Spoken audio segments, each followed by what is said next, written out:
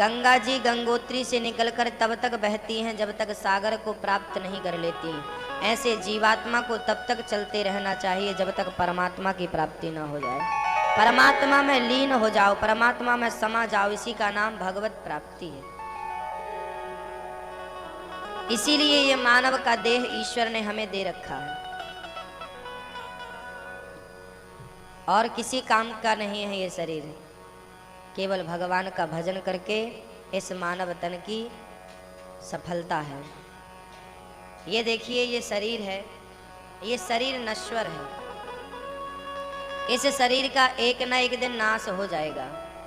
जो शरीर नाशवान है, जिस शरीर का नाश होना ही है, क्यों ना उस शरीर से ऐसी वस्तु को प्राप्त कर लिया जाए जिसका कभी नाश नहीं होता। केवल ईश्वर हैं जिनका तीनों कालों में नाश नहीं होता। इस शरीर का होता है, तो इस नश्वर शरीर से उस अनिश्वर परमात्मा की क्यों ना प्राप्ति कर ली जाए। समझदार वही है जो इस शरीर से उसकी प्राप्ति कर ले, जो कभी नाश नहीं होता, जिसका, जो परमात्मा ईश्वर है। ये तो जाना ही है, चाहो मत चाहो, लेकिन शरीर का नाश निश्चित है। इसलिए अभी भी कुछ नहीं बिगड़ा, अभी भी कुछ नहीं गया, अभी भी समय है।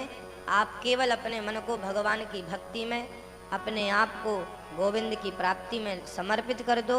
यही जीवन की सार्थकता है। कल हमने सुना भगवान श्री कृष्ण का जन्म हुआ। मथुरा से भगवान गोकुल की तरफ रवाना हुए। मथुरा से जब भगवान को लेकर श्री वसुदेव जी महाराज चल पड़े सिर पे रखकर, तो जेल के ताले, बेड़ियां, हथकड़ियां सब खुल गए और पहरेदार जाग रहे थे, वो सो गए। यमुना का रिमझिम वो बारिश होने लगी, बादल बरसने लगे, यमुना का जल स्तर बढ़ने लगा।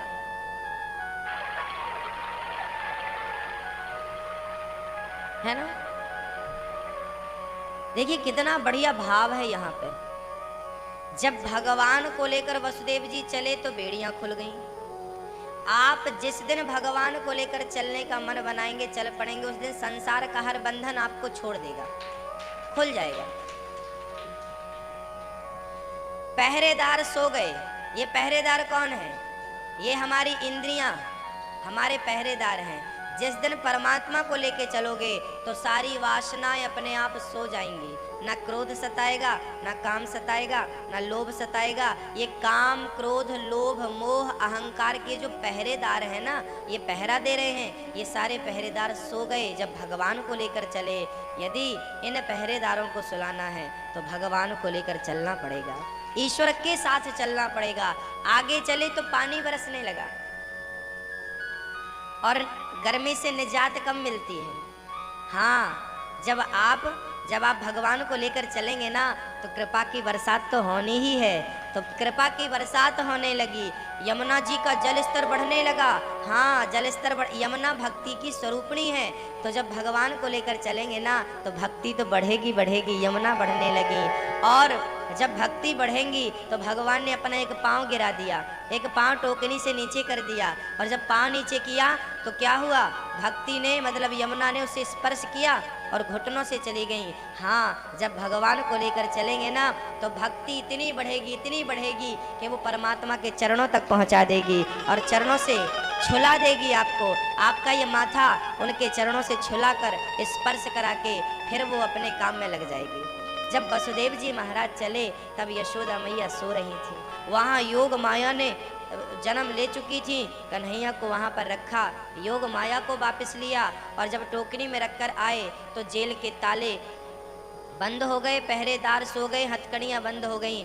माधव को लेकर चला था, चले थे, सारे बंधन खुल गए थे। माया को लेकर आए, बंधन में बंध गए। माया बांधती है, माधव खोलता है। अब जहाँ आपको बंधना है तो माया के साथ रहो, और खुलना है तो माधव के साथ रहो। बुद्धि ईश्वर ने आपको दे रखी है। दो रास्ते गए हैं, एक समुद्र की तरफ जाता है, एक जगन्नाथ भगवान की तरफ जाता है। आपको ही डिसाइड करना है कि आपको कहाँ जाना है, माधव की तरफ जाना है कि माया की तरफ जाना है, वो आपको निर्णय लेना पड़ेगा।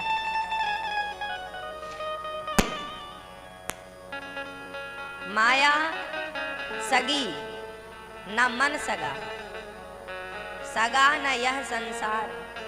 ना माया सगी है, ना ये तुम्हारा मन, ये भी तुम्हारा सगा नहीं है। जानते हैं आपका सबसे बड़ा दुश्मन कौन है? आपका मन। ये जो मन है ये दुश्मन है। माया सगी न मन सगा, सगा न यह संसार। न संसार सगा है न माया सगी है। सगा कौन है? केवल गोविंद। तुम हमारे थे प्रभु जी, तुम हमारे हो, तुम हमारे ही रहोगे ओ मेरे प्रीतम। कहाँ जाएं, कहाँ जाएं प्रभु, तुम्हारे सिवा हमारा कोई है ही नहीं, दिखता ही नहीं हमें। हमें नजर ही नहीं आता ऐसा जिसको हम कह सकें कि ये हमारा अपना है, तुम्हारे सिवा। जन्म संसार के लोग एक जन्म के साथी हो सकते हैं, पर जन्म जन्म का तो मेरे भगवान ही मेरे साथी हैं। इसलिए जिन्हें जो छूटेंगे उन्हें पकड़ो ही क्यों।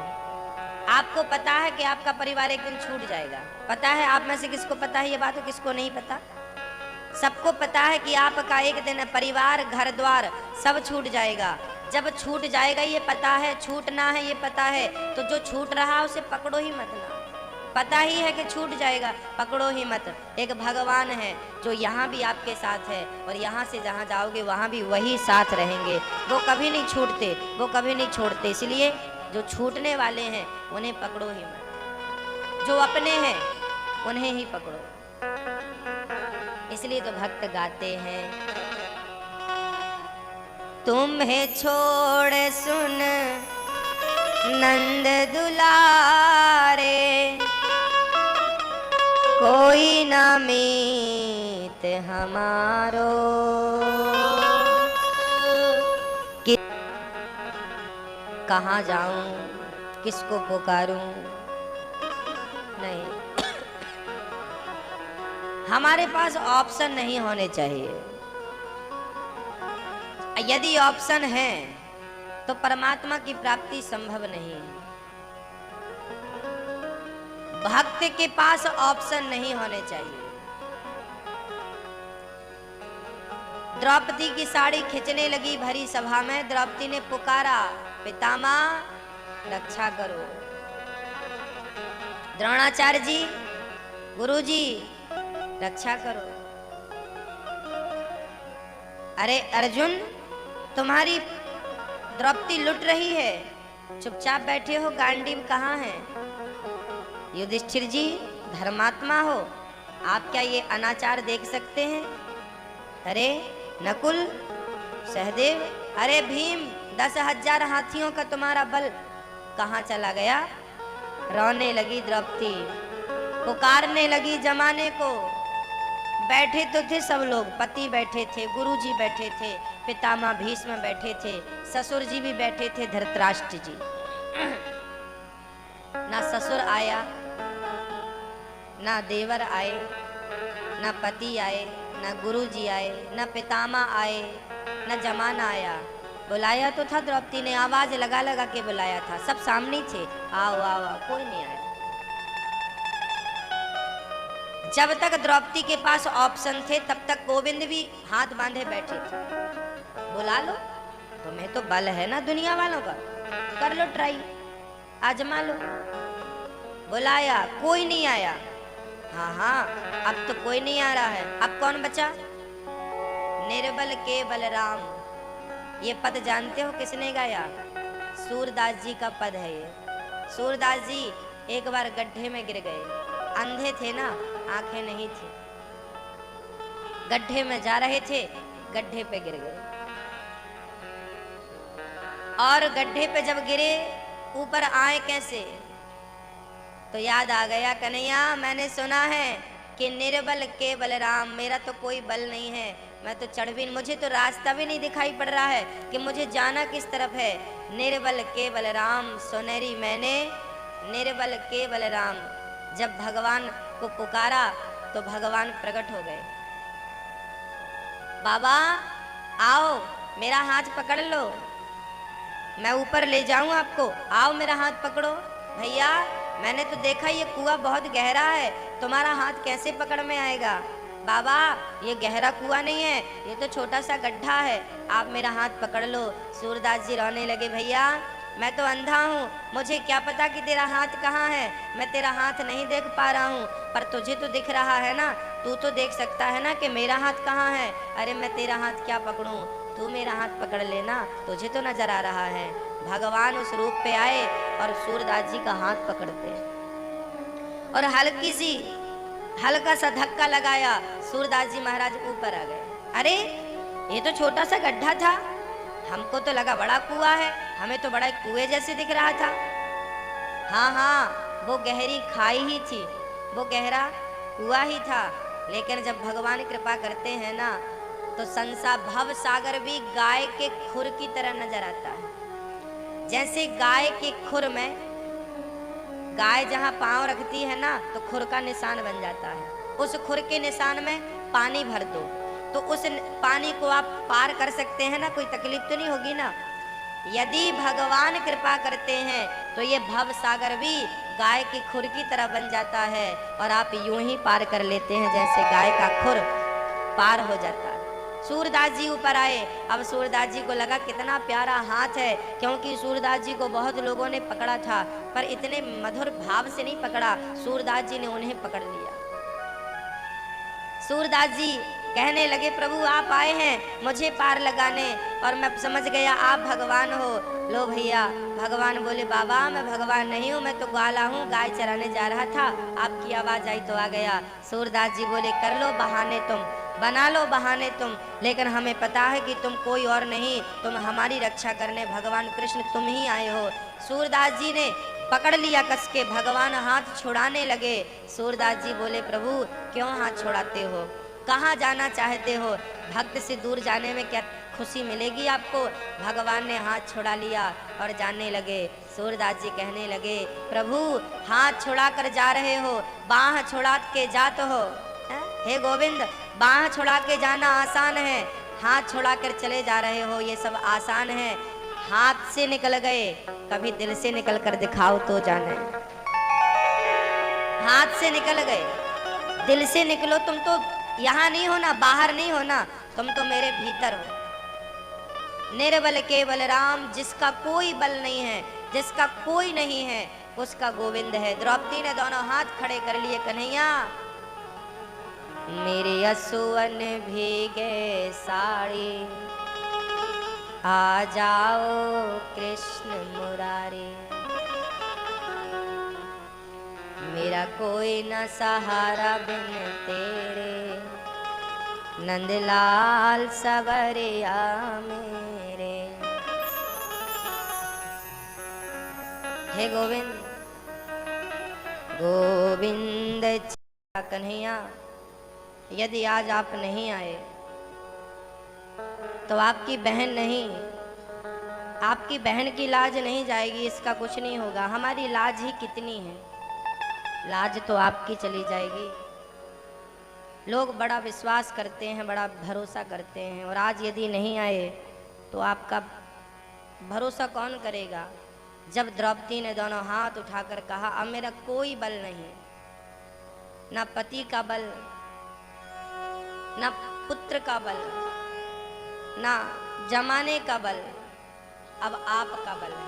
और जब भगवान के भरोसे उसने पुकारा, गोविंद बन करके साड़ी बन करके खींचने लगे। द्रौपदी के शरीर से साड़ी कम नहीं हुई, दुशासन खींचता गया, खींचता गया, खींचता गया।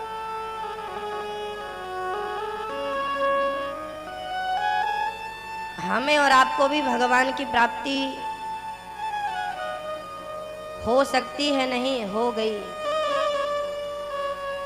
पर हम तो ठहरे अभागी, हम तो भगवान को पहचान भी नहीं पाते।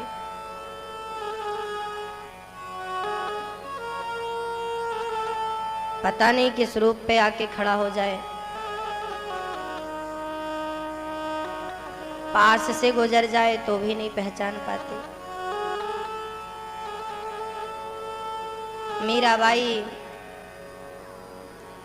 सबसे पूछती हैं, भैया मेरे कृष्ण कहाँ मिलेंगे, मेरे कृष्ण कहाँ मिलेंगे। जमाना पागल घोषित कर दिया, ये पागल हो गई है, पागल हो गई है। चलती चलती द्वारिका पहुंच गई है। द्वारिका में कीर्तन करती, श्री कृष्ण श्री कृष्ण श्री कृष्ण। द्रौपदी के राज्य में कोई अच्छा राजा स्थापित हो गया। उन्होंने संदेशा पहुंचाया, मेरा राणा मर चुका है, उसने तेरे ऊपर बड़े अत्याचार किए हैं, अब आप आओ और हमारे राज्य में रहकर भक्ति का प्रचार करो। मीरा रोने लगी, द्वारिकाधीश क्या तेरे पास आकर भी किसी को वापस जाना पड़ता है? क्या तेरे दर पे आकर भी मुझे जाना पड़ेगा? अब सहा नहीं जाता।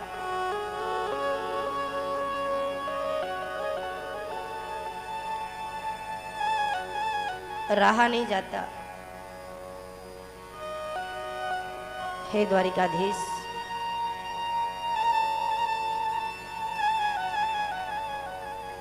अब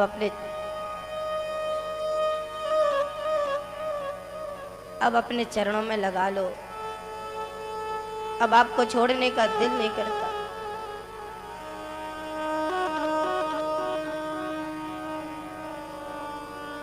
उसी समय मीरा कीर्तन करने लगी, श्री कृष्ण श्री कृष्ण श्री कृष्ण। कीर्तन में इतना प्रेम,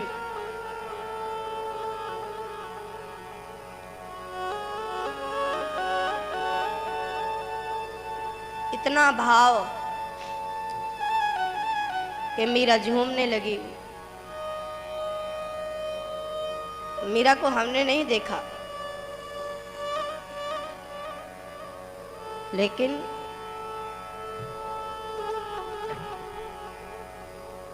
उसका प्रेम, उनके भाव आज भी हमारे हृदय में प्रकट होते हैं। कीर्तन करती, झूमती, नाचती नाचती द्वारिकाधीश के विग्रह के पास पहुंचती है मीरा। इतना प्रेम कीर्तन में, इतना प्रेम, लाखों की संख्या में लोग बैठे थे और मीरा का प्रेम जब भगवान ने देखा, मीरा का दिल नहीं करता था छोड़कर जाने का। तभी द्वारिकाधीश का मुंह खुला और दौड़ती दौड़ती द्वारिकाधीश के चरणों में जाकर उन्हें प्रणाम करना चाहती। भगवान ने मुंह खोला और पूरी की पूरी मीरा द्वारिकाधीश के मुख में, श्री विग्रह में समा गई। भक्तों,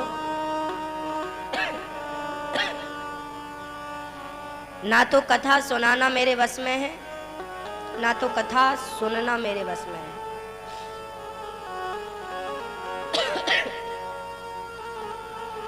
पुराणों में कथाएं तो बहुत थोड़ी सी लिखी हैं, भागवत में कथाएं तो बहुत थोड़ी सी हैं।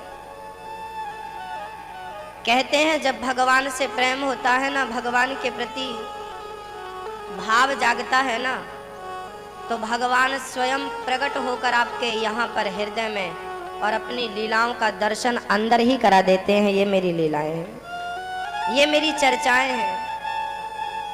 बाहर तो परमात्मा बहुत थोड़ी सी मात्रा में है, अधिक मात्रा में तो वो अंदर ही प्राप्त होता है। सूरदास जी महाराज पद लिखा करते थे, उन्होंने तो कोई वेद पुराण नहीं पढ़े थे। वो सूरदास जी महाराज लिखते क्या थे? देख देख कर लिखते थे। उनकी आंखों के सामने उनके ये चर्म चक्षु नहीं थे, उनके हृदय के दिव्य चक्षु से, दिव्य प्रेम के चक्षु से वो भगवान को देखा करते। और जो जो लीलाएं भगवान उनके सामने किया करते, वो श्री सूरदास जी कागज कलम उठाकर लिख दिया करते। सूरदास जी ने जितने पद लिखे हैं, वो लीलाएं उनके सामने होती थी। 1.25 लाख पद लिखे थे श्री सूरदास जी महाराज ने। तो बहुत सारे कवियों ने भी पद लिख लिख करके और नीचे सूरदास जी का नाम डाल दिया, तो 2.5 लाख पद हो गए।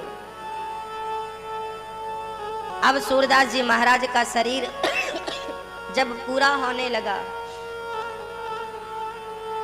तो लोगों ने कहा कि ये तो 2.5 लाख पद हैं, जबकि सूरदास जी ने तो केवल 1.25 लाख पद लिखे थे। अब इनमें से कैसे पहचाने कि सूरदास जी के पद कौन हैं और दूसरों के लिखे पद कौन हैं? तब किसी संत ने कहा कि सारे पदों को यमुना जी में डाल दो, जो पद पानी में डूब जाए समझ लेना कि वो दूसरों के लिखे नकली पद है, और जो पद पानी में तैरते रह जाए समझ लेना कि वो सूरदास जी महाराज के लिखे पद हैं। भक्तों, यही किया गया। सारे पदों को डाल दिया गया पानी में। उस समय भोजपत्र पर लोग लिखा करते थे। उस टाइम पे कागज नहीं हुआ करता था, भोजपत्र हुआ करता था। सारे भोजपत्रों पर पद लिखे थे, वो सारे भोजपत्र पानी में डाल दिए। जो सूरदास जी के पद नहीं थे वो पानी में डूब गए, और जो सूरदास जी के लिखे पद थे वो पानी में ऐसे चमकने लगे मानो हीरे मोती पड़े हैं। एक एक अक्षर, एक एक शब्द मोती की तरह, हीरे की तरह चमकने लगा। भक्तों, कथाएं और कीर्तन वही कीर्तन है जो हमारे बाप दादे किया करते थे, वही कीर्तन है जो हम करते हैं। वही कीर्तन तो मीरा जी ने किया था, वही कीर्तन तो चैतन्य महाप्रभु ने किया था, वही कीर्तन तो नामदेव ने, नरसिंह जी ने किया था। रैदास भक्त ने वही कीर्तन किया।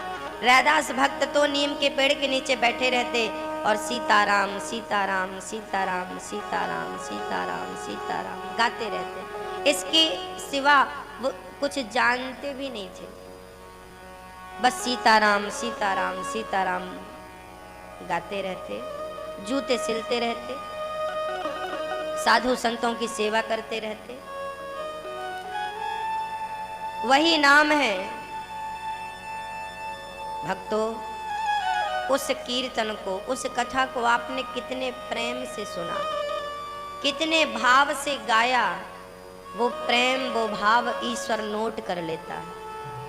और उत्कंठा तो आप जानते ही होंगे, जब प्यास लगती है ना तो फिर पानी के सिवा कुछ नहीं दिखता।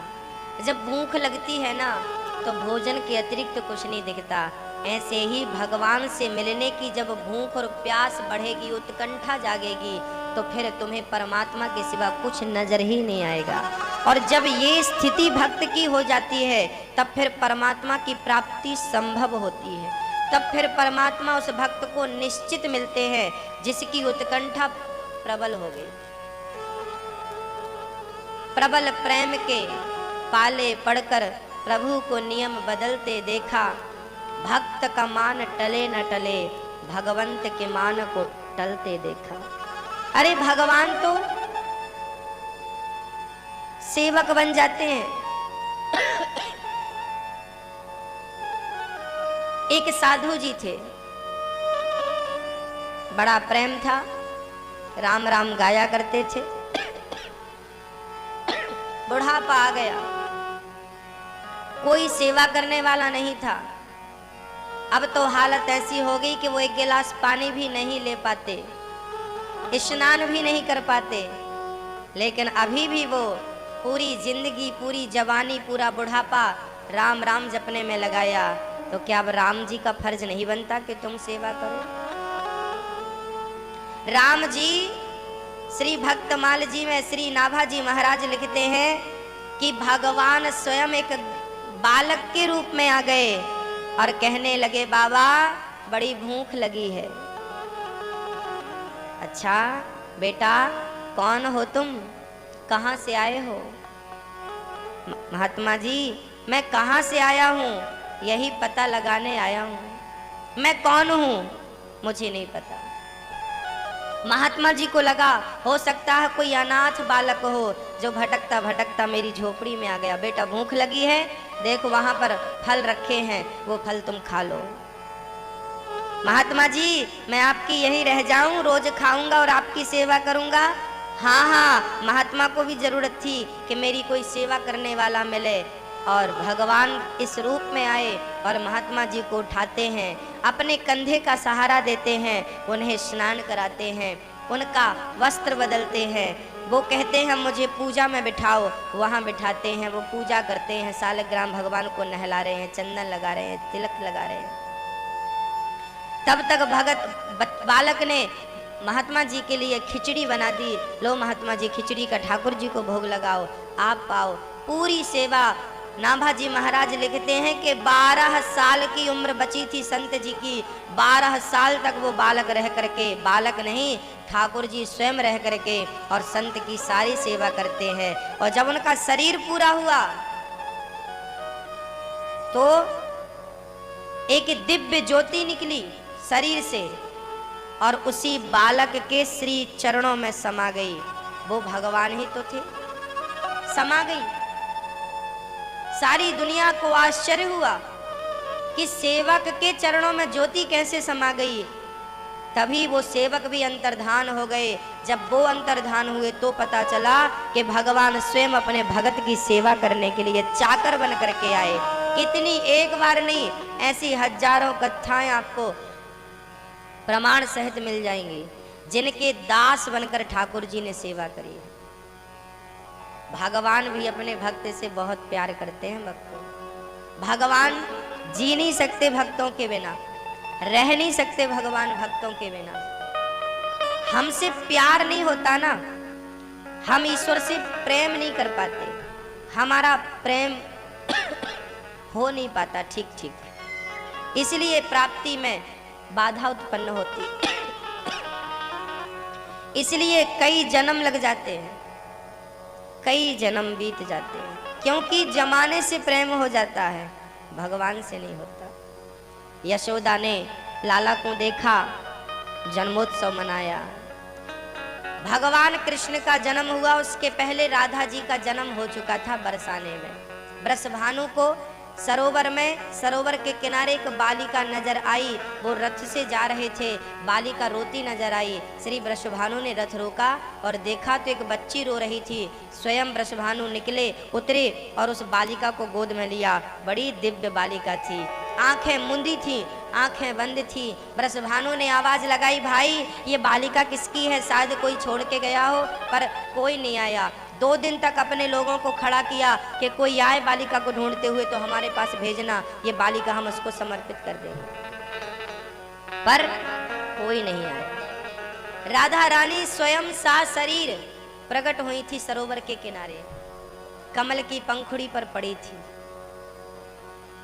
वृषभानु जी लाए, गुरुजनों से कहा कि एक बालिका मिली है। गुरुजनों ने कहा इसे आप पाल लीजिए, क्योंकि आपके कोई संतान नहीं है ना। वृषभानु ने पाल लिया, पर एक दुख हुआ, बोले बालिका अंधी है। 4 महीने हो गए, 5 महीने हो गए, 8 महीने हो गए, 10 महीने हो गए, बालिका ने नेत्र नहीं खोले, आंख नहीं खोली। अब नगर वालों को पता चल गया कि यह बालिका जन्म से अंधी है, इसे दिखाई नहीं पड़ता।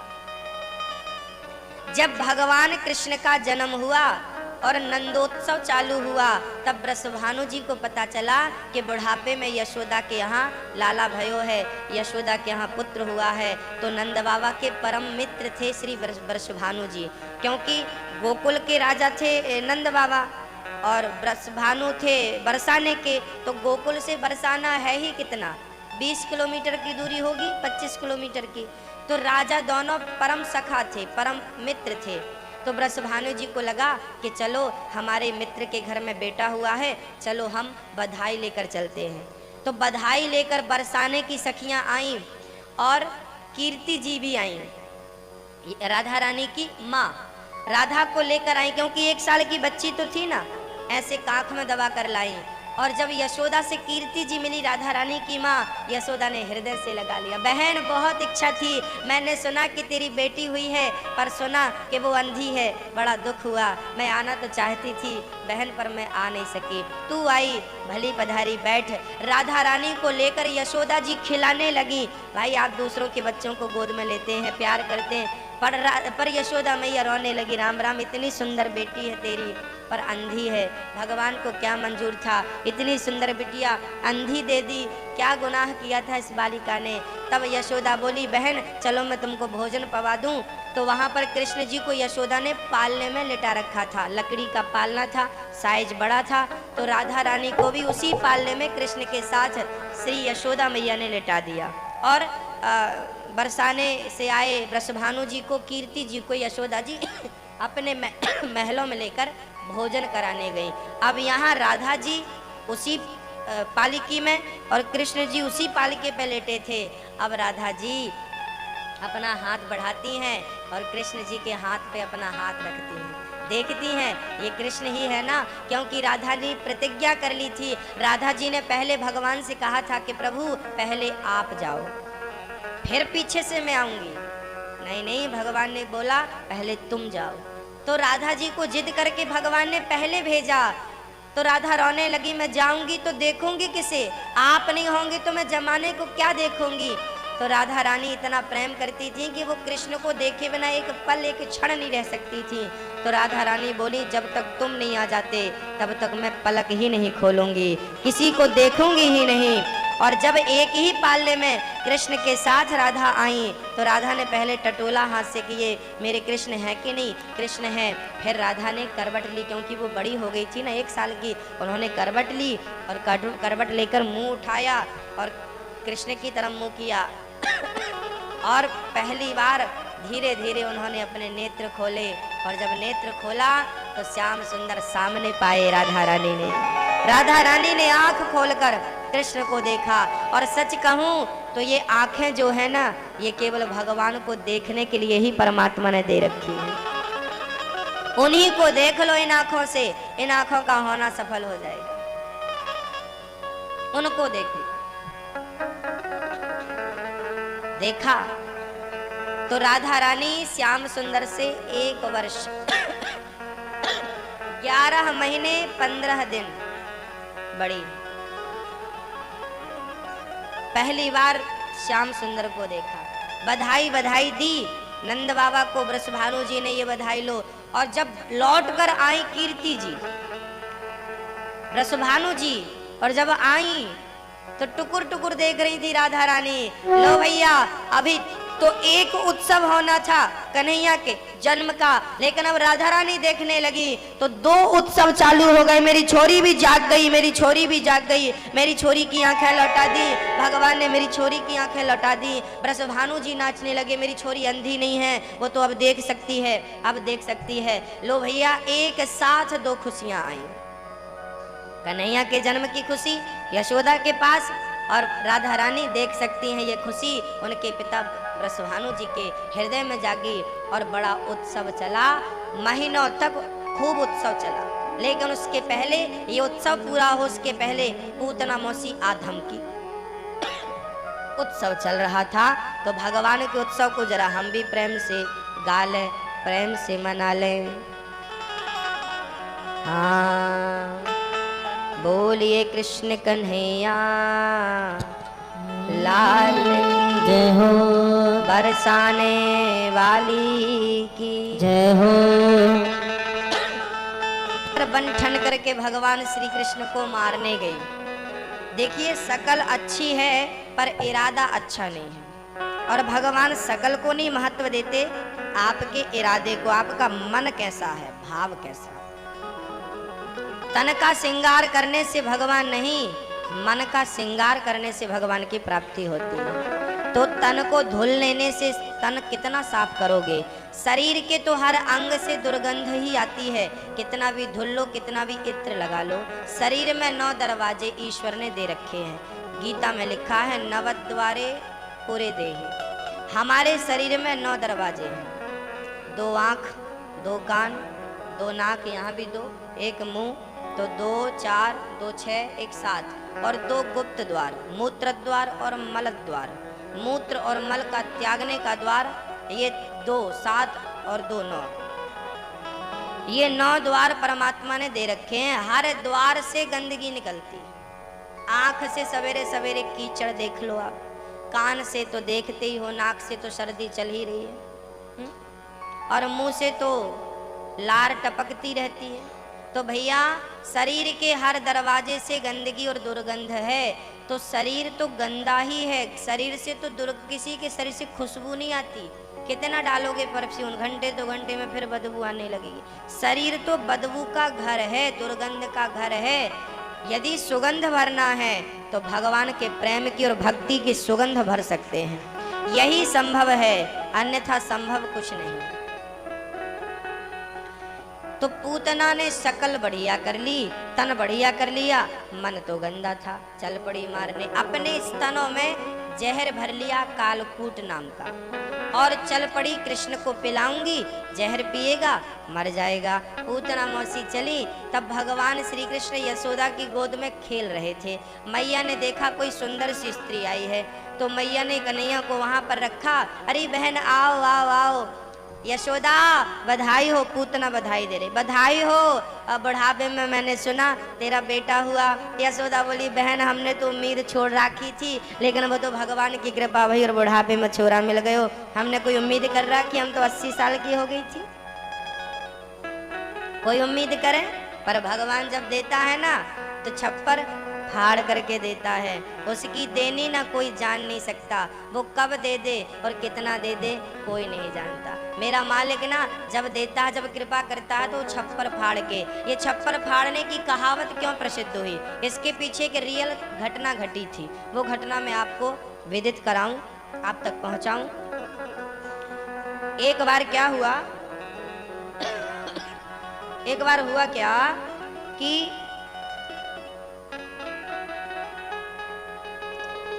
एक पंडित जी और पंडितानी जी रहा करते थे, बड़े गरीब थे। 2 वक्त की रोटी भी नसीब नहीं होती थी।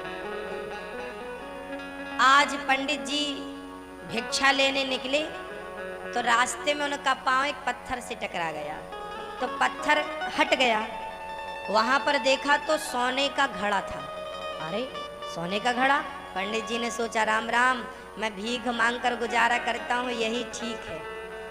उतनी रोटी मिल जाती है जितनी जरूरत होती है, बाकी टाइम भजन करते हैं। और ये सोना चांदी आ गया तो फिर भक्ति भाव होगा नहीं, ऐसो आराम में जिंदगी गुजरेगी, फिर भगवान को हम भूल जाएंगे। तो फिर क्या किया, पंडित जी ने उस पर मिट्टी डाल दी और पैक कर दिया। पंडित जी अपने घर आ गए। रात को 9 बजे पंडितानी ने खिलाया पिलाया और पंडित जी के पाँव दबा रही थी।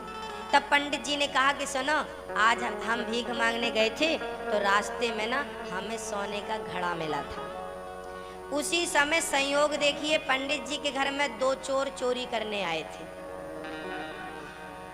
पंडित जी के घर में होगा कुछ, चोरों को लगा होगा, तो पंडित जी के घर में घुस गए। पंडित जी कह रहे थे आज मैंने फलानी गली में फलाने पेड़ के पास आज मैंने मिट्टी डाल दी। पंडितानी बोली आपने ठीक किया, सोना चांदी अच्छी चीज नहीं होती। अभी तो हम दिन भर भगवान का भजन करते हैं, फिर सोने चांदी की सुरक्षा में समय गुजरेगा, डर भी बना रहेगा कोई ले ना जाए। सोने चांदी की बड़ी झंझट है साहब। आपके पास कुछ नहीं है ना तो आप आधी रात को कहीं भी सो जाओ, और आपके पास 1-2 लाख रुपया हो ना तो आपको नींद नहीं आएगी। रेलवे स्टेशन में सोकर दिखाओ 10 लाख रुपया रख के, या बड़ी मोटी चैन पहन लो, सोना चांदी लाद लो और फिर सो के दिखाओ रेलवे स्टेशन में, और खाली हाथ हो तो कहीं भी सो जाओ। तो सोना ना नींद खराब करता है, नाम ही उसका सोना है, सोने नहीं देना। पंडित जी बोले ठीक है तुम बड़ी संतुष्ट हो। अब चोरों ने सुन लिया कि राम राम पंडित जी के पास तो बड़ा माल है और ये तो बड़े अच्छे ब्राह्मण है। चोर बोले हम खोद लाते हैं। चोर लोग गए उसी रास्ते पे, और जब खुदाई करी तो उन्हें घड़ा तो मिला, लेकिन जब ढक्कन निकाला तो लंबे लंबे सांप ऊपर आ गए, फुसकारने लगे। चोर बोले राम राम, पंडित जी ने हमें मारने का प्लान बनाया है। उनको पता चल गया था कि हम सुन रहे हैं तो हमें सुना करके उनने बताया सोना गड़ा है ताकि हम देखें और सांप हमें डस ले तो हम मर जाएं। चोर बोले अच्छा तुमने हमें मारा, अब ये सांप तुम्हारे ऊपर डालेंगे। तो चोरों ने वो घड़ा फिर ज्यों का त्यों बांध दिया। सांप अंदर गए, बांध दिया।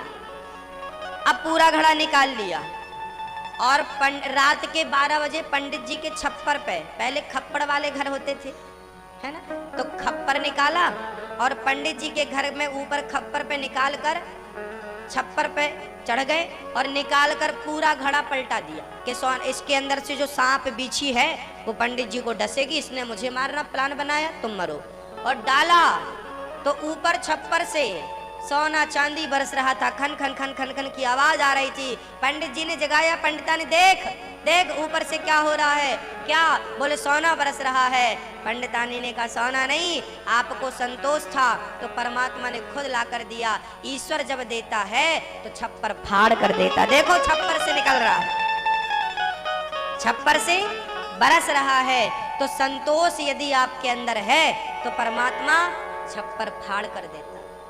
विश्वास है तो छप्पर फाड़ कर देता है। इसलिए विश्वास रखो और जितना दिया है मालिक ने उतने में ही ईश्वर का धन्यवाद दो, उतने में संतोष रखो। क्योंकि महीने में जो 1000 रुपया कमाता है वो भी खा रहा है, जो 1 लाख कमा रहा है वो भी दाल रोटी ही खा रहा है। तो भूखा तो भगवान नहीं मरने देता, तो मत कमाओ ना। हमारे भारत में तो बहुत लोग ऐसे हैं जो बिल्कुल नहीं कमाते, उनको भी खाना दे रहा कि नहीं मालिक? ईश्वर दे रहा ना। हाँ भैया, अजगर करे ना चाकरी, पंछी करे ना काम, दास मलूका कह गए सबके दाता सबके दाता। राम झरोखा बैठ के सबका मुजरा ले, जाकी जैसी चाकरी ताको तैसो दे। परमात्मा स्वयं देखता है। राम झरोखा, पहले ना रानी महारानी एक महल हुआ करता था, महल में एक झरोखा हुआ करता था। आज विंडो होती है, खिड़की होती है, पहले झरोखे हुआ करते थे। झरोखे से आप सबको देख सकते हैं। एक प्रकार की खिड़की ही थी जिसको झरोखा कहा जाता था। राम झरोखा बैठ के सबका मुजरा लें। मुजरा कौन करता है? नाचने वाली क्या करती है? मुजरा। लोग कहते हैं मुजरा देखने जा रहा है। मुजरा, आप भी मुजरा कर रहे हैं, हम भी मुजरा कर रहे हैं। सच कहें तो आप और हम रोज नाच रहे हैं, नाच रहे हैं। सब ही नचावत राम गोसाई, तो सब नाच रहे हैं। हमारा नाच कौन देख रहा है? हम सबका नाच परमात्मा देख रहा है। और जितना नाच होगा, जितनी मजदूरी होगी, उतनी मजदूरी परमात्मा देगा। ना एक कौड़ी कम, ना एक कौड़ी ज्यादा। किसी को कौड़ी कम नहीं देता, किसी को दमड़ी ज्यादा। राम झरोखा बैठ के सबका मुजरा ले, जाकी जैसी चाकरी, जाको जैसो काम ताको तैसो दे। उसको वैसा देता है। किसी को ज्यादा काम किया, आपने ज्यादा काम किया, आपको ज्यादा, आपने कम काम किया, कम। आप ईश्वर अपनी काबिलियत के अनुसार देता है। ईश्वर ज्यादा। एक सज्जन हमसे बोले महाराज जी भगवान है ही नहीं। हमने कहा क्यों? बोले भगवान होता तो कोई दुखी क्यों होता, कोई भूखा क्यों होता, कोई लाचार क्यों होता, कोई बेबस क्यों होता, कोई फुटपाथ पे क्यों सोता। देखो ना, ऐसी ठंडी में भी लोग फुटपाथ पर सो रहे हैं। घर नहीं है, ओढ़ने को कंबल नहीं है, पहनने को कपड़ा नहीं है, खाने को 2 रोटी नहीं है ना? है कि नहीं ऐसे लोग? यदि भगवान होता तो इतनी गरीबी, इतना दुख देखकर भगवान को तरस नहीं आता, भगवान के दिल नहीं पसीज जाता? इसका अर्थ है भगवान नहीं है। अच्छा, अब ये कैसे साबित किया जाए कि भगवान है? अब देखो साबित करते हैं। ये बात जो कह रहा था ना, वो पैसे से नाई था, सेविंग करता था। एक दिन एक सज्जन सेविंग कराने गए ना, ज्ञानी सज्जन, तो फंसा लिया। बोले भगवान नहीं होते। मैं नहीं मानता, होते तो लोग गरीब क्यों होते। तभी एक दाढ़ी वाले बाबा जी वहां से निकले। तो संत जी ने कहा भाई नाई तो होता ही नहीं, नाई होता ही नहीं। नाई बोला मैं हूं, नाई हूं, मैं होता हूं। अरे नाई तो होता ही नहीं। भाई होता है। अरे नाई होता तो ये बाबा जी की दाढ़ी इतनी बड़ी कैसे हो जाती? नाई नहीं है। देखो बाल भी बड़े बड़े हैं, दाढ़ी भी बढ़ गई। हाँ, नाई नहीं होता, होता नाई जिसकी दाढ़ी इतनी बड़ी ना हो पाती। नाई बोला नाई तो होता है, ये मेरे पास जब तक नहीं आएगा मैं इसके बाल कैसे बनाऊंगा, इसकी सेविंग कैसे करूंगा। हाँ पागल, नाई तो होता है लेकिन सेविंग करवाने आपको नाई के पास जाना पड़ता है। ऐसे परमात्मा तो होता है, उसके दर पे पुकारने के लिए जाना पड़ता है, प्रेम करना पड़ता है, तब वो तुम्हारे दुख दर्द हरता है। सुदामा गरीब थे, जब तक गए नहीं तब तक क्या भगवान ने दुख दूर किया?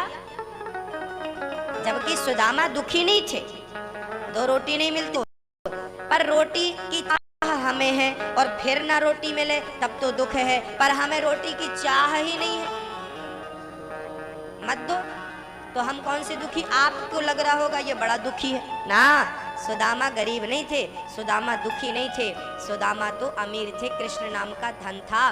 पायो जी माने राम रतन धन पायो, मीरा ने कहा है कि राम सबसे बड़ा धन है और कृष्ण नाम का धन तो मीरा के पास ऑलरेडी था, कहां से गरीब। लेकिन सुदामा जब तक 2 मुट्ठी चावल लेकर नहीं गए तब तक परमात्मा ने उनको धन धान नहीं दिया। परमात्मा देने को बैठा है, लेकिन भक्तों पहले तुम्हें जाना पड़ेगा, तुम्हें जाना पड़ेगा उसके द्वार पे, और तुम्हें अपना कहना पड़ेगा, कुछ भाव बनाने पड़ेंगे, प्रेम करना पड़ेगा। किसान खेत में बीज ना बोए तो फसल कैसे आएगी? पहले तो तुम्हें बोना ही पड़ेगा ना। 1 कुंटल बोगे तब 10 कुंटल और 20 कुंटल तुम काट पाओगे। अब बो नहीं और काटने चले जाओ तो खेत देगा तुम्हें? नहीं भैया, पहले बो, ऐसे पहले तुम्हें पुण्य करना पड़ेगा, पहले भक्ति करनी पड़ेगी, तब फिर परमात्मा देगा। तुम केवल शिकायत करते हो, हमारे खेत में तो कुछ नहीं हुआ, सबके खेत में तो हुआ, सबने बोया था तुमने बोया नहीं, रोते क्यों? जैसी करनी वैसी भरनी, आज किया कल पाएगा। श्री लक्ष्मण जी कहते हैं, को न काहू को सुख दुख कर दाता, निज कृत्य कर्म भोग सब भ्राता। कोई किसी को सुख नहीं देता, कोई किसी को दुख नहीं देता, हर व्यक्ति अपने अच्छे कर्मों से सुख, बुरे कर्मों से दुख पाता है। भक्तों इसलिए कहते हैं कि हृदय की गागर में, हृदय की गगरी में प्रेम का और भक्ति का रस भर लो, प्रेम और भक्ति भर लो, यही सार है। सब बेकार, सब बेकार। कितना भी तुम धन कमा लो, लेकिन कुछ नहीं होने वाला। पूतना मौसी गई कृष्ण को मारने, पूतना को देखकर भगवान ने अपने नेत्र बंद कर लिए, आंखें मूंद ली पूतना को देखकर। क्यों मूंद ली प्रभु आपने आंखें? क्योंकि पूतना भगवान को मारने आई है, जहर पिलाने आई है। पूतना का तन सुंदर है, मन सुंदर नहीं है। भगवान कहते हैं जिसका तन सुंदर है मन सुंदर नहीं है, ऐसों को मैं देखना भी पसंद नहीं करता। इसलिए भगवान ने नेत्र बंद कर लिए। भगवान फैमिली है, फैमिली में कौन कौन है? पत्नी है, बेटा है और खोती है मेरी फैमिली। आजकल तो मम्मी पापा को भी फैमिली से हटा दिया साहब, मम्मी पापा भी फैमिली में नहीं आते। हाँ, जबकि फैमिली का अर्थ क्या है जरा सुन लो, FAMILY, ये है फैमिली। फैमिली की स्पेलिंग क्या है? FAMILY। तो इसका अर्थ क्या है, मीनिंग क्या है, वो मैं आपको सुनाता हूँ। फैमिली का रियल अर्थ क्या है और आज क्या हो गया, सब सुन लीजिए। F मतलब फादर, F मतलब फादर मीन्स पिता, FA पिता, एंड मतलब और, पिता और, F मतलब पिता फादर, A मतलब एंड मतलब पिता और, M मदर, मदर मीन्स माँ, FAM मतलब फादर और माँ, ILY आई लव यू। हाँ, मैं अपनी माँ से और अपने पिता से बहुत प्यार करता हूँ, ये फैमिली का अर्थ है। तो फैमिली में तो पिता ही है, फैमिली में तो माँ ही है, पर फैमिली का मीनिंग बदल गया। पत्नी, एक सज्जन के घर हम चले गए, उनके घर में उनका भाई था, 2 भाई थे, तो पिता भी थे माँ भी थे। तब उन्होंने कहा महाराज जी अब आइए, आपने हमारा घर देख लिया, अब आइए हम आपको अपनी फैमिली से मिलवाते हैं। हमने कहा मिलाओ। तो बड़ा भाई वहाँ खड़ा हो गया, छोटा भाई यहाँ पत्नी को, यहाँ पत्नी आई, 2 बच्चे आए, ये 4 लोग। महाराज ये हमारी फैमिली। उस फैमिली में पिता दूर खड़ा रहा, भाई दूर। अरे पागल, तुम्हें ये कहना था ये हमारे पिता हैं, ये हमारी माँ है, ये हमारे भाई हैं, ये भाभी हैं, ये बच्चे हैं, ये पत्नी है, ये हमारी पूरी फैमिली है, ये हमारी फैमिली है। लेकिन आज माँ बाप को कट कर दिया, ये हमारी अज्ञानता का परिचय है, यही हमारी अविवेकता है। ये क्यों हुआ? कल हमारे सुभाष जी के पुत्र हमसे पूछ रहे थे सत्संग में रात को कि आज हमारे देश में बड़ी विडंबना हो गई। आज बच्चे, आज सबसे ज्यादा हिंदू लोग धर्म परिवर्तन कर रहे हैं, क्रिश्चियन बन रहे हैं, बौद्ध बन रहे हैं, फलाना बन रहे हैं, आदि आदि धर्म परिवर्तन कर रहे हैं। क्यों कर रहे हैं? इसके पीछे कारण क्या है? पूरी दुनिया में सबसे ज्यादा ईसाई हैं, उसके बाद फिर मुसलमान हैं, उसके बाद फिर बौद्ध हैं, उसके बाद फिर हिंदू हैं। हिंदू सबसे कम है पूरे विश्व में, पता है आपको? हिंदू की जनसंख्या दिनों दिन कम होती जा रही है। इसका कारण क्या है? इसका कारण यही है कि आज हिंदू लोग, सनातन धर्म को मानने वाले लोग आज सनातन धर्म पर, ये अपने भगवान पर विश्वास नहीं करते। ना तो ग्रंथ पढ़ते हैं, ना गीता पढ़ते हैं, ना रामचरितमानस पढ़ते हैं, पढ़ते लिखते कुछ नहीं। एक लड़का हमको मिल गया और वो कहने लगा, महाराज जी मैं गीता नहीं मानता। हिंदू था, हमारा अपना ही भाई है। भाई आपका बेटा हमारा भाई हुआ कि नहीं? तो हमारे सारे हिंदू भाई हैं। तो उसने कहा कि हम गीता को नहीं मानते। हमने कहा भाई तुम गीता को नहीं मानते, ये बताओ तुम गीता का पहला श्लोक सुनाओ। नहीं नहीं हमको गीता नहीं आती। हमने कहा बेवकूफ हो तुम और तुम्हारा बाप। महाराज जी जबान संभाल के बोलिए। हमने कहा सुन लो। हमने कहा कि जिसको आप जानते ही नहीं, जिसके बारे में जानते ही नहीं, उसे आप गलत कैसे कह सकते हैं?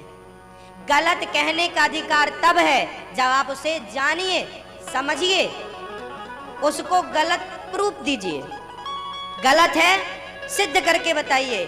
हाँ, आजकल के बच्चे, नौजवान भाई हमारे, नौजवान बहनें हमारी गीता जानती नहीं, पुराण जानती नहीं, कभी चौपाई पढ़ती नहीं, कभी सत्संग करती नहीं। हम तो धर्म नहीं मानते, हम तो पूजा नहीं मानते, पाठ नहीं मानते। अरे जब तुम जानते ही नहीं तो मानोगे कहाँ से? तो आज जब तक हमारे बच्चों को आप गीता नहीं पढ़ाएंगे, जब तक आप अपने बच्चों को पुराणों का ज्ञान नहीं देंगे, वेदों का ज्ञान नहीं देंगे, तब तक उनकी भावनाएं भगवान से नहीं जुड़ेंगी। ना वो भगवान को जानते हैं ना मानते हैं। और जब भगवान को नहीं जानते तो फिर वो कभी बौद्धों के बीच में बैठते हैं तो बौद्ध धर्म वाले बोलते हैं हमारे धर्म में तो ऐसा है, उनको तो अच्छा लगा, हाँ इनका धर्म तो अच्छा है। अरे पागल, तुमने कभी अपने धर्म को जाना, अपने धर्म को समझा? तुम्हारे हिंदू धर्म से, तुम्हारे सनातन धर्म से एक ही धर्म है कंट्री में, एक ही धर्म है पूरी दुनिया, पूरे विश्व एक ही धर्म है जिसका नाम सनातन है। बाकी धर्म नहीं है भक्तों, बाकी संप्रदाय है, बाकी शाखाएं हैं। ये धर्म नहीं है, केवल हिंदू धर्म है, सनातन धर्म है। वेद सबसे प्राचीन है। विज्ञान कहता है कि आप लोग पहले बंदर की संतान थी। किसकी संतान बोलता है? बंदर की। विज्ञान कहता है कि पहले मोहनजोदाड़ो हड़प्पा संस्कृति थी। इसके पहले का इतिहास विज्ञान ने अभी तक नहीं पाया। मोहनजोदाड़ो और हड़प्पा संस्कृति ज्यादा से ज्यादा 1500 साल पुरानी बात है। 1500 साल मतलब 2000 मान लो, 2000 साल पहले का इतिहास विज्ञान को नहीं पता। लेकिन हमारे वेद में, हमारे पुराणों में जिस दिन से पृथ्वी बनी थी उस दिन से आज तक का पूरा हिसाब है। आप कहो तो मैं पूरा हिसाब दे दूं। 5500 साल पहले भगवान श्री कृष्ण ने द्वारिका में अपना शरीर छोड़ा था, धराधाम को गए थे और कहा था अर्जुन को कि द्वारिका पानी में डूब जाएगी, तुम चले जाओ। ये बात भागवत में लिखी है। और वही द्वारिका अभी 6-7 महीने पहले भारत के वैज्ञानिकों ने समुद्र के अंदर एक नगरी पाई। समाचार न्यूज चैनल भी ने ये बात दिखाई थी, शायद आपने देखा और सुना हो। समुद्र के भीतर एक नगरी विद्यमान है जो बताई जा रही है कि वो 5,500 साल पुरानी है। तो ये बात सिद्ध हो गई कि हमारे भगवान 5,500 साल पहले जो भागवत में लिखा है वो प्रूफ हो गया, सिद्ध हो गया कि नहीं। तो भैया बहुत सारे सिद्ध मेरे पास हैं, सिद्धांत हैं जिनको मैं सिद्ध कर सकता हूँ। और विज्ञान देखिए, हमारा सनातन धर्म विज्ञान की कसौटी पर खरा है। एक भी बात विज्ञान की और शास्त्रों की, हमारे पुराणों की, हमारे ग्रंथों की, विज्ञान ने एक भी बात झुटलाई नहीं आज तक। हमारे यहाँ तो तिलक लगाने के पीछे भी विज्ञानों ने सिद्धांत बता दिया। चोटी रखने के, हम लोग चोटी रखते थे, तिलक लगाते थे सनातन धर्मी, इसके पीछे विज्ञान ने सिद्धांत बता दिया कि यहाँ पर बुद्धि होती है। यहाँ पर जो माइंड होता है ना, तो सब्जेक्ट बुद्धि का यही होता है। यहाँ चोटी पकड़ के थोड़ा सा रोज बांधोगे ना, खींचोगे ना, तो आपका माइंड तेजी से बढ़ेगा। चाणक्य की चोटी देखी होगी आपने फोटो वोटो में। तो चाणक्य ना बुद्धिजीवी क्यों थे? जिस बालक की चोटी होती है और वो रोज अपनी चोटी बांधता है और थोड़ा थोड़ा पकड़ के ऊपर की तरफ करता है, वो प्रखर बुद्धि पाता है। उसकी बुद्धि आम आदमी की अपेक्षा कई गुना अधिक होती है। ये चोटी के पीछे विज्ञान का सिद्धांत है। विज्ञान को आज पता चला कि चोटी खींचने से बुद्धि विकसित होती है, इसलिए बच्चों के यहाँ पर खींचना चाहिए, हल्का सा ऊपर चोटी रखनी चाहिए, शिखा रखनी चाहिए। शिखा कितनी बड़ी हो? कम से कम सिक्के की बराबर हो, इतनी शिखा हो, इतना बाल यहाँ पे हो और रोज उसे पकड़ के खींचो, बुद्धि विकसित होगी। ये हमारे वेदों ने बताया। शिखा बंधन करो, तिलक लगाओ, बिना तिलक के, बिना शिखा बंधन के कोई पूजा नहीं होती हमारे धर्म में। तो इसके पीछे विज्ञान का सिद्धांत पाया गया और वो कहते हैं ये दोनों भौहों के बीच में भ्रकुटी पे यदि आपने तिलक लगाया है तो आपका दिमाग ठंडा रहेगा। आपको बहुत गुस्सा आता है, आप अपने दिमाग को ठंडा रखने के लिए यहाँ पर मलयागर का चंदन लगाइए। चंदन नहीं है तो रोली लगाइए, कुमकुम लगाइए। यहाँ पर आप तिलक लगाएंगे, रोली लगाएंगे तो आपका क्रोध अपने आप धीरे धीरे कमजोर पड़ जाएगा। प्रैक्टिकल करके देख लीजिए। तो शास्त्र हमारी एक एक चीज विज्ञान मान बैठा है कि भाई बात तो सही है, सनातन धर्म तो कुछ तो है। हाँ? हर सिद्धांत के पीछे हम लोग सवेरे उठ के पृथ्वी माँ को प्रणाम करते हैं, हम लोग सवेरे उठ के सूर्य भगवान को जल चढ़ाते हैं। अच्छा, सूर्य भगवान को जल हमारे बाप दादे चढ़ाते थे कि नहीं? जब विज्ञान पैदा नहीं हुआ था, जब विज्ञान ने इतने आविष्कार नहीं किए थे, तब भी सूर्य भगवान को जल चढ़ाने की परंपरा थी कि नहीं? क्यों थी? कहते हैं जब सूर्य का प्रकाश आता हो और आप जल चढ़ाते हो तो जल की धार से टकराकर सूर्य का प्रकाश, सूर्य की किरण जो आपके शरीर में पड़ती हैं, वो किरण आपके तमाम रोगों का नाश करती है। इसलिए विज्ञान मानता है कि सूर्य भगवान को जल चढ़ाना चाहिए, उससे आपका रोग प्रतिरोधक क्षमता बढ़ेगी। और विटामिन डी की प्राप्ति कहाँ से होती है? सूर्य भगवान से। तो आपको विटामिन डी सहज में प्राप्त हो जाएगा। तो हमारे जितने कर्म हैं, अच्छा माला क्यों जपते हैं? माला जपो, सीताराम सीताराम सीताराम सी, ऐसे जपते ना माला, आपके बाप दादे भी ऐसे जपते थे। इसके पीछे क्या सिद्धांत है? विज्ञान कहता है कि ये एक्यूप्रेशर है। एक्यूप्रेशर का इलाज तो सुना होगा। ये जो उंगली है ना हमारी मध्यमा, इस पे जोर पड़ता है, सीताराम सीताराम सीताराम। ये देखो एक्यूप्रेशर हो रहा है, ये उंगली चल रही है। ये यदि सही विधि से आपने माला जपा है तो माला जपने से पुण्य तो मिलेगा, पर विज्ञान कहता है इस एक्यूप्रेशर से आपको कभी अटैक नहीं आ सकता यदि आपने इस माला को नित्य जपा है। आपका मन शांत होगा, आप प्रसन्न आदमी रहेंगे, आप कभी उदास नहीं होंगे, आप सदा स्वस्थ और सुखी रहेंगे, प्रसन्न रहा करेंगे, आप रोग नहीं सताएंगे आप। तो विज्ञान मानता है। तो कहां नहीं है विज्ञान, पूछ लेना, हम बता देंगे। बोलो राधे। तो पूतना भगवान को मारने आई, भगवान ने पूतना का स्तन पान किया। पूतना मौसी के स्तनों में जहर था, जहर पी लिया। दूध था, दूध पी लिया। अब प्राण बचे, पूतना के प्राण पीने लगे भगवान। पूतना के प्राण पिए, पूतना चिल्लाई बालक छोड़ दो, छोड़ दो। भगवान बोले मौसी जी गलत बात है, हम पकड़ते ही नहीं जल्दी से, और हम पकड़ लेते हैं तो फिर मत कहा करो कि छोड़ दो, क्योंकि यहाँ पकड़ने की व्यवस्था है, छोड़ने की व्यवस्था नहीं है, छोड़ेंगे नहीं। पूतना के प्राणों का पान किया, पूतना धम्म से नीचे गिर पड़ी, पूतना का उद्धार हुआ। नंद बाबा कर चुकाने गए थे, वापस आए तो पूतना का शरीर मरा पाया। पूतना के शरीर को जलाकर चिता पे रखा, आग लगाई तो पूतना के शरीर से सुगंध निकल पड़ी। परीक्षित बोले प्रभु इसके शरीर से तो दुर्गंध निकलनी चाहिए, क्योंकि भगवान को मारने का प्लान बनाया, ये तो अभागनी है, दुष्ट है, इसके शरीर से खुशबू क्यों निकली। भगवान सुखदेव जी कहते हैं यही तो भगवान की भगवत्ता है, जो उसे मारने आता है भगवान उसे भी ताड़ देता है। वो किसी को अपना दुश्मन नहीं मानता, वो किसी से घृणा नहीं करता, वो भगवान सबसे प्यार करता है। बच्चे कितने भी नालायक हों पर माँ बाप बच्चों से फिर भी प्यार करते रहते हैं, बच्चों के बारे में बुरा नहीं सोचते। ऐसे ही पूतना अविद्या है। भगवान ने, अच्छा राम जी ने भी पहले स्त्री को मारने से ही लीला की शुरुआत करी, और कृष्ण जी ने भी स्त्री को मारकर ही अपनी लीला की शुरुआत। राम जी ने पहली स्त्री किसको मारा था, नाम बताओ, ताड़का। और कृष्ण जी ने पहले किसे मारा, पहले यहाँ भी स्त्री है, पहले वहां भी स्त्री है, ये स्त्री नहीं है, ये अविद्या है। हमारे विद्वान जन कहते हैं कि भगवान राम ने अविद्या का नाश किया, कृष्ण जी ने अविद्या का नाश किया। जब तक आप अपने अंदर की अविद्या नहीं मिटाएंगे तब तक आप जीवन में कोई उपलब्धि हासिल नहीं कर पाएंगे। तो पहले अंदर की अविद्या मतलब नेगेटिविटी, जो नेगेटिव सोच है, नकारात्मक ऊर्जा है, पहले उसे खत्म करना पड़ेगा। जब अविद्या हट जाएगी तो फिर आपकी विद्या शुद्ध हो जाएगी।